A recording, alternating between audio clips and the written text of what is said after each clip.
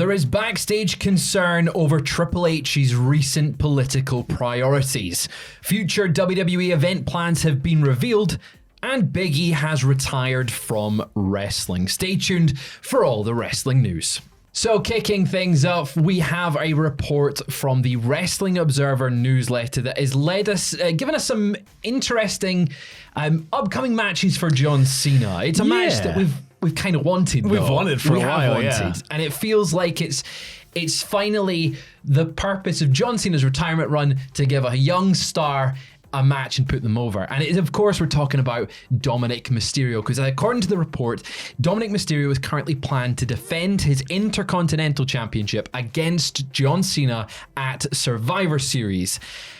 I say this is the right time to put someone over, but I feel like because John Cena has never won that Intercontinental Championship, he might beat Dominic Mysterio. Well, he beats Dominic Mysterio, and then he points at the AAA Mega Championship, and he's like, I said I was retiring from America, and then he goes on like a 10-year run of AAA. He goes, puts a mask on and sort comes of like back when a Premier League footballer goes to like a faraway land that doesn't have developed football. Yeah. So Cena's off to become Juan Cena once again. That very short-lived run when he was fired from the Nexus. This match should be a really great match. Dominic Mysterio obviously is on fire at the moment. Yeah, Dom's like rapidly, if not the biggest rising star in the company, he's certainly going to be the biggest star in the company one day. So seeing him up there on that kind of pedestal with John Cena, he could lose it. But then it's just yet another thing Cena's got to lose before he leaves. That's it. And I think either way, this is the right thing to do for Cena's retirement tour, because there has been a lot of discussion about Cena's retirement run and whether the booking has been correct and whether that falls on Cena or whether that falls on Triple H. Well, there is a little bit backstage speculation and concern over Triple H's current political priorities maybe having an impact on the current state of WWE. Now, this comes from the Wrestling Observer newsletter that's saying Triple H has missed some recent shows and feels that maybe him appearing alongside Donald Trump at the White House and his recent political appearances is maybe harming the current creative. Yeah, so apparently that's concern from people backstage themselves over that. But apparently it's noted that people close to Triple H have claimed that he's not missed any creative meetings and his schedule's worked out in advance so that if he's not there, it's planned in advance. So like they know that he's not going to be there. I wonder if the person that was close to Triple H said that rhymes with Ball Beck. Maybe. It will just a little bit. We'll see. But additionally, those close to him have claimed that he wants to be Dana White, and so he'd be positioned to the crowd as the biggest star of the brand. With one person reportedly using the term Dana Envy to describe it. Obviously, Triple H hates the spotlight. He absolutely hates despises it. Yeah. He hates it completely. So it's quite funny that a man who retired 6 years ago is now wanting to be the star of the brand. But it makes sense. It's why he puts his name at the very end of the show, so that it's just little, and it's like, just doesn't want the spotlight. It makes sense why he'd maybe want to be positioned this way, because when you look at the UFC, Dana White is front and center, and Dana's basically completely untouchable in terms of like his position in UFC. He is the face of the brand. He's pretty much the mascot of the brand. He's the thing that's sellotaped to it and will be sellotaped to it forever. So I think that it would make sense that you would want to be in that position. And given that TKO is the parent company of both, it makes sense that they would probably want someone in that Dana position there, because then it's just like running the same thing, except it's two different businesses. Slightly different. Same structure, different business. On a much grander scale, having Triple H so presently at the front of the business moves away from the vision of Vince McMahon being at the front of the business. But it does seem there is a little bit of concern over that backstage just now with his affiliations with Donald Trump at the White House. But staying with Donald Trump and WWE, per the Wrestling Observer, Donald Trump is currently undecided over his attendance for John Cena's last match at Saturday night's main event on December 13th. Yeah, WWE apparently expect leading political figures to be in attendance for the show. So God knows who that could be. Yeah, that could be a lot of people. It could be dignitaries. It could be actual foreign leader. Could you imagine actual foreign leaders in attendance for John Cena's farewell? This is one of the biggest retirements in wrestling history. Just the man who got rid of Osama bin Laden. So exactly, he compromised to a permanent end. So you could see some political leaders in attendance.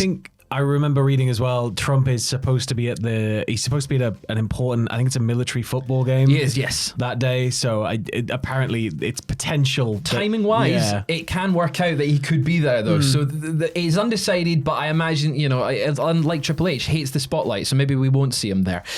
Staying with Saturday night's main event though, we do have some more plans in the future because there is a Saturday night's main event on the 1st of November. Before we even get to the one that John Cena retires, we do have another one. We've got one coming up in just a few weeks' time, and the Wrestling Observer has given us some ideas as to what matches are actually going to be on the card.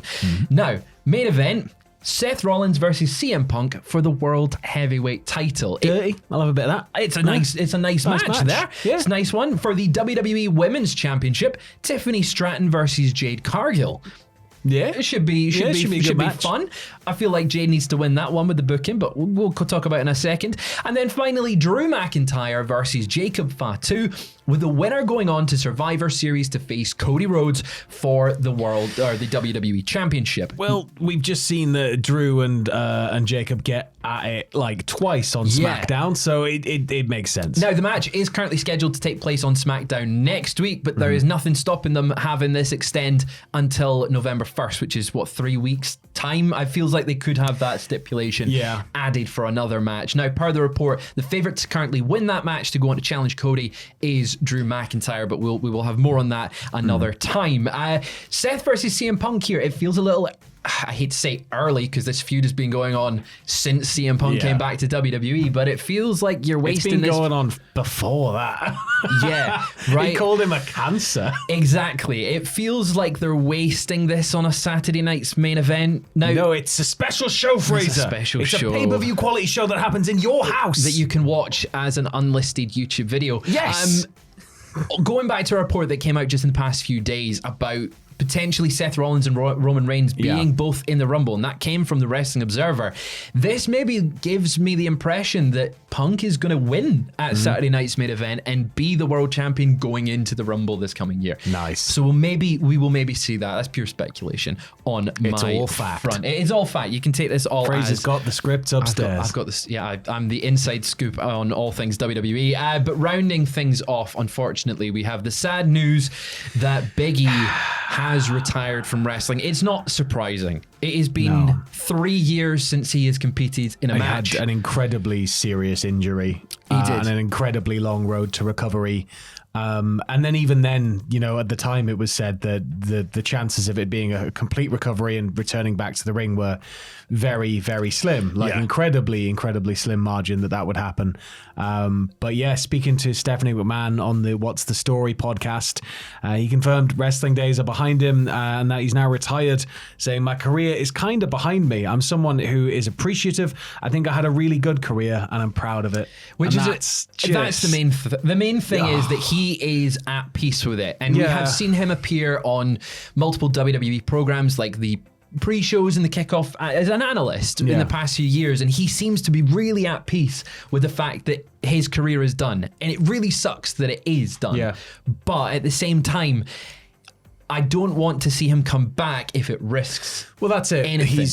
He's at a point now where it's if it's the choice of personal well-being or returning to the ring, we'd all rather somebody chose the personal well-being, right? Yeah, absolutely. It's sad, but he has had a hell of a career. And at the same time, he's not going to disappear from WWE programming. He's still a part of it. It seems like he has. And the charisma ain't going nowhere. Man, I think they are missing a beat by not having him as a commentator. Because he'd be so good. He's fantastic. The charisma, as you said, an amazing manager as well. He would be. Maybe pair him back up with a New Day at some point when they turn face again, because no one will boo Big E if he ever comes back on screen in a managerial position. That's just not going to happen. No one's going to boo him. But that is all we've got for you just now. We have a big weekend of wrestling tomorrow. It is Crown Jewel Perth. You can catch Sam and Andrew on YouTube live at 11 a.m. for Crown Jewel reactions. Saturday morning wrestling mornings. It's a huge morning, but we will see you later on.